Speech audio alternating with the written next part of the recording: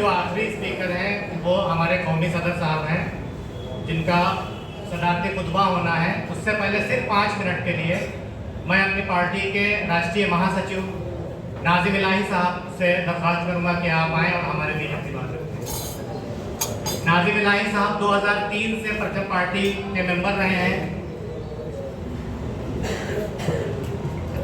मुझे दोबारा इसलिए आना पड़ा है जबकि ये गलत है, लेकिन मुझे नाजिम साहब का नाम आया तो मुझे दोबारा इसलिए आना पड़ा क्योंकि ये वही शख्स हैं कि पिछले 4 महीने से लगातार इस नौजवान भाई ने, मैंने बहुत बार कोशिश की कि शायद ये मुझे भूल जाएंगे, लेकिन यकीन मानिए इस शख्स ने सलीम पीरजादा साहब मरहूम से जो वादा किया था, जो कसम खाई थी, इस नौजवान भाई ने उस कसम को पूरा किया है। और कैसे पूरा किया है कि पहले दिन से, जिस दिन से पार्टी बनी है, उस दिन से नाजिम साहब इस पार्टी में हैं। और लोग आए चले गए, ये तमाम वो लोग, ये 4, 5, 6 लोग जो इस वक्त यहाँ पर मौजूद हैं परचम पार्टी ऑफ इंडिया की जो राष्ट्रीय कार्यकारिणी में है, मैं इन्हें सलाम करता हूं। ये किसी दूसरे के दरवाजे पर नहीं गए, इसी जमात में रहे। और जहां तक नाजिम साहब का सवाल है, तो देखिए हम पैसे वाले लोग नहीं है, ना ये पैसे वाले हैं, ना मैं पैसे वाला हूं। बहुत ही मीडियम क्लास भी नहीं कह सकते हमें आप, मीडियम क्लास तो बहुत अच्छे रहते हैं, हम मीडियम क्लास फैमिली से बिलोंग नहीं करते, लेकिन सिर्फ इसलिए मैदान में है कि ये पार्टी सलीम पीरजादा साहब ने जो पौधा लगाया, जो बीज बोया था, इसे आगे ले जाए। नाजिम साहब ने सारा प्रोग्राम आज तक जहां भी मुनक्किद किए हैं, ज्यादातर नाजिम साहब ने किए, झंडे को लेकर आगे चलते रहे हैं। और यही शख्स है जिसकी वजह से मैं आज परचम पार्टी ऑफ इंडिया में आया हूं। इसलिए मैं चाहूंगा आपसे कि जोरदार तालियों के साथ इनका इस्तकबाल किया जाए, ये भाई का। और इस पार्टी के लिए इंजीनियर होने के बाद नौकरी नहीं की और शादी भी नहीं की। मैं कहूंगा कि अल्लाह ताला आप कामयाब कराइए, जल्दी यहां से इस बार नगर निगम के चुनाव में कम से कम जिताइए, ताकि वलीमा खाने का मौका मिले। बहुत बहुत शुक्रिया।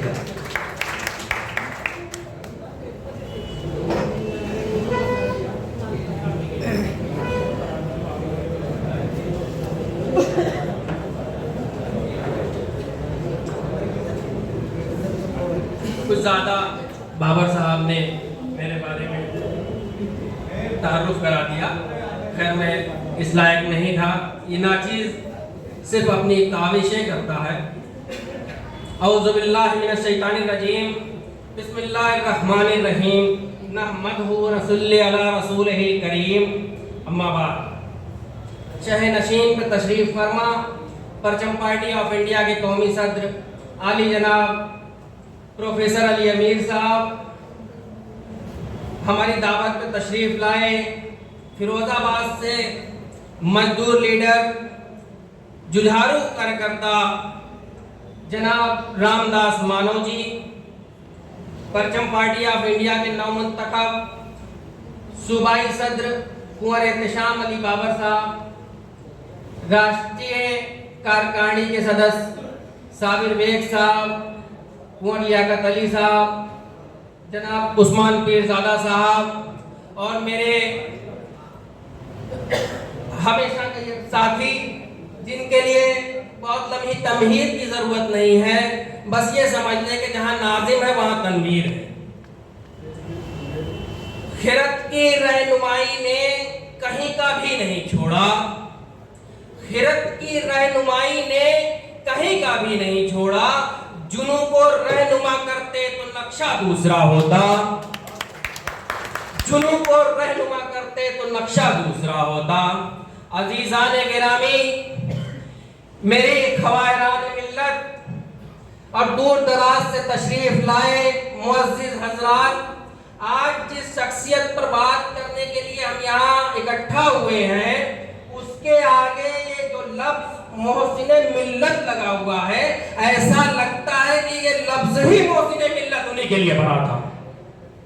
क्योंकि 40 से 45 साल का सियासी और समाजी खिदमत का नतीजा कुल जमा जो था वो है, उसका नाम परचम पार्टी। एक शख्स 22 साल की उम्र से, 22 नहीं बल्कि 17 साल की उम्र में जब एक बेवा माँ अलीगढ़ में लेकर के आई थी और प्री यूनिवर्सिटी में दाखिला हुआ था, उस दाखिले के वक्त एक तहरीक चल रही थी कि माइनॉरिटी कैरेक्टर की, कि बिल लाओ, माइनॉरिटी कैरेक्टर की वो तहरीक। वहां से सियासी जो तरबियत शुरू हुई तो समाजी तौर पर रिलीफ का काम, तमाम फसाद ज़दा इलाकों में अपने ही हाथों से अनाज, गेहूं, दाल, चावल और ये दूध बांटते बांटते जब अपने साथियों के साथ बैठते थे तो वो सिर्फ ये जानना चाहते थे कि ये जिस मसले पे हम मरहम लगाना जाते हैं, मरहम लगाने के लिए, इस मसले का हल क्या। फसाद होते हैं, हमारे घर जला दिए जाते हैं, हमारी माओ बहनों बेटियों की इज्जतें लुट जाती हैं, उसके बाद हम जाते हैं उसके लिए राशन का इंतजाम कर देते हैं, हैसियत पर कोई 10,000, 20,000, 50,000 का इंतजाम कर देता है। इस मसले का हल क्या है?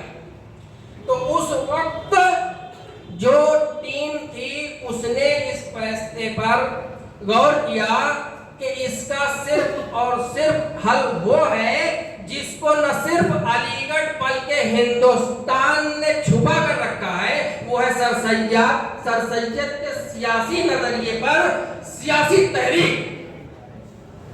अजीजान मोहतरम, जब तक आपके पास सियासी ताकत नहीं है तब तक आपकी कोई हैसियत नहीं है। आप बहुत अच्छे डॉक्टर हो सकते हैं, बहुत अच्छे इंजीनियर हो सकते हैं, करोड़ों का महल तामीर कर सकते हैं। गुजरात में क्या पैसों वालों की कमी थी? गुजरात में हर मोहल्ले, हर गली में करोड़पति मौजूद था। फिर क्या हुआ? फिर वो एक दिन देखना पड़ा हमें, हमारी इन्हीं आंखों ने वो दिन देखा कि जब हमारे घरों को जला दिया गया, हमारी माओ बहनों की असमतें सिर्फ इसलिए लूट ली गई कि वो हमारे मजहब से ताल्लुक रखती थी। तो मसले का हल जो निकला वो ये है कि सियासी ताकत को हासिल करना, और वो भी सर सैयद की सियासी नजरियात पर हासिल करना, क्योंकि वही वक्त सियासी नजरिया है जिस पे आप इज्तिमाई तौर पर ताकत हासिल कर सकते हैं। अब तक जो आपके पास सियासी ताकत होती है वो इनफरादी सियासत ताकत होती है, किसी न किसी फर्द की सियासी ताकत होती है। मैं एमपी एमएलए बन जाऊं, मैं मंत्री बन जाऊं, मैं किसी पोस्ट पर आ जाऊं, ये है इनफरादी सियासी ताकत। लेकिन इज्तिमाई सियासी ताकत वो है कि जब आपकी सियासी तंजीम बहैसियत सियासी इकाई कामयाब होती है, वो इज्तिमाई ताकत होती है। तो इनफरादी ताकत का नतीजा वो होता है जिसमें वोट का अधिकार भी चला जाता है 7 बार एमएलए बनने के बाद। इनफरादी सियासी ताकत का अंजाम वो होता है कि 2 बार के एमएलए को मंच से सिर्फ इसलिए धक्का दे दिया जाता है कि कहीं बहुसंख्यक वोट नाराज न हो। ये इनफरादी ताकत आप 75 साल से हासिल करते आए। तो एक बार इसको उलट के देखिए, 63 एमएलए आपके मौजूद थे इसी यूपी असेंबली में, कम नहीं होते हैं 63 एमएलए। 63 एमएलए जो आपके गैरों की ताकत से जीते हुए दूसरों की सियासी जूती को अपने सर पे रख करके असेंबली में पहुंचे थे। उसका अंजाम ये था कि मुजफ्फरनगर में आपकी माओ बहनों की इज्जतें लुटती रही और प्रभारी वजीर मुजफ्फरनगर की सरहद में दाखिल नहीं हो पाए। आजम खान प्रभारी मिनिस्टर थे, लेकिन मुजफ्फरनगर की सरहद में अपने ही आका की सरकार होते हुए दाखिल नहीं हो पाए। ये थी इनफरादी ताकत। इसी से रोकते आए थे ये क्या है कि मुझे नहीं चाहिए, मंत्री बनना होता तो आजम खान से पहले बन जाते। ऐसे कौन से सुरखाब के पर लगे हुए थे अलीगढ़ से निकलने वालों में जो सलीम पीरजादा में मौजूद नहीं थे। मिनिस्टर तो वो कब के बन गए होते, लेकिन वो हासिल ही नहीं करना था, क्योंकि मिनिस्टर बनना, विधायक बनना ये मसले का हल है ही नहीं। कौम के मसले का वाहिद हल वो है कि जब अपनी सियासत से आप 2 MLA जीत के आ जाएंगे, नहीं 403, आप 10 जिता के भेज दो, कसम है रब्बुल जलाल की ऐवान हुकूमत तुम्हारी मर्जी के खिलाफ चल नहीं पाएगा। शर्त यह है कि उसके सर पे तुम्हारी ताकत का ताज होना चाहिए। गैर की जूती लेकर के जाएगा तो वो उसका इंतजार करेगा, उसके इशारे का इंतजार करेगा बोलने के।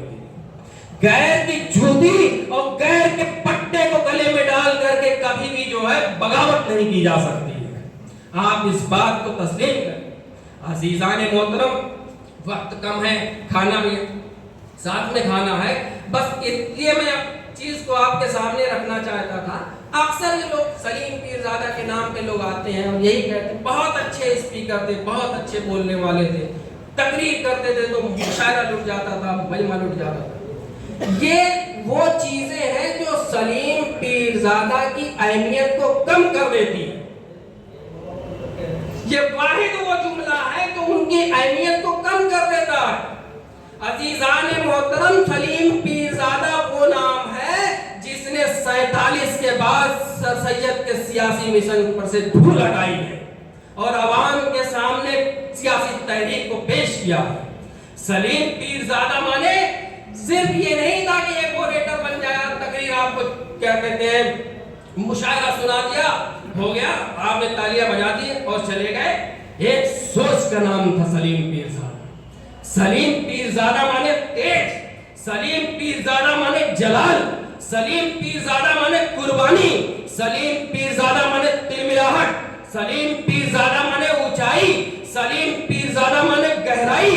अजीजान मोहतरम, हर वो चीज जो पसमानदा तबकात को ऊपर ला सकती थी, मुसलमानों को मुत्तहिद कर सकती थी उन तमाम बिरादरियों के साथ जिनके हुकूक को सल्ब कर लिया गया सिर्फ इसलिए कि उनके नंबर्स कम थे, उसके लिए उन्होंने अपनी पूरी जिंदगी सिर्फ इस काज के लगा दिया कि जब भी बनेंगे तो एक इकाई की हैसियत से जाएंगे, ताकि अगर मैं प्रभारी वजीर हूं तो मुझे अपने आका से परमिशन की जरूरत ना पड़े कि मेरी माँ और बहनों की असमतें लुट गई और मैं मुजफ्फरनगर में दाखिल हो जाऊं या नहीं।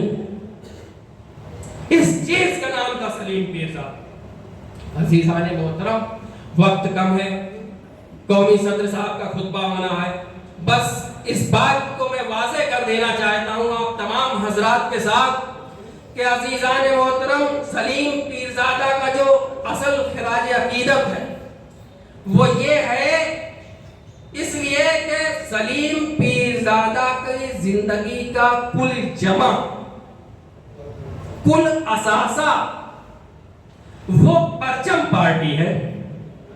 तो मुहिब्बान सलीम पीरजादा को ये एहसास कर लेना चाहिए कि परचम पार्टी से अलग रह करके सलीम पीरजादा से मोहब्बत का इजहार किया ही नहीं जा सकता। मेरी तमाम खवायरान मिल्लत यहाँ पे बड़ी दूर दूर से तशरीफ लाई हैं। बच्चन, इसी शेर के साथ मैं अपनी बात को मुख्तसर करूंगा कि शनाने खींच ली है कुछ सरफिरे नौजवानों ने, तो इनकी सामाने जराहत करती तो अच्छा था, तेरे माथे पे ये आंचल बहुत ही खूब है, लेकिन तू इस आंचल से ही परचम बना लेती तो अच्छा था। अज़ीज़ान मोहतरम, इस शेर के साथ अपनी बात को खत्म करूंगा जो कायद मोहतरम हमसे कह के गए थे कि ये महर ताबा से जाके कह दो, ये महर ताबा से जाके कह दो कि अपनी किरणों को गिन के रख ले, मैं अपने सहरा के जर्रे जर्रे को खुद चमकना सिखा रहा हूँ। अल्हम्दुलिल्लाह।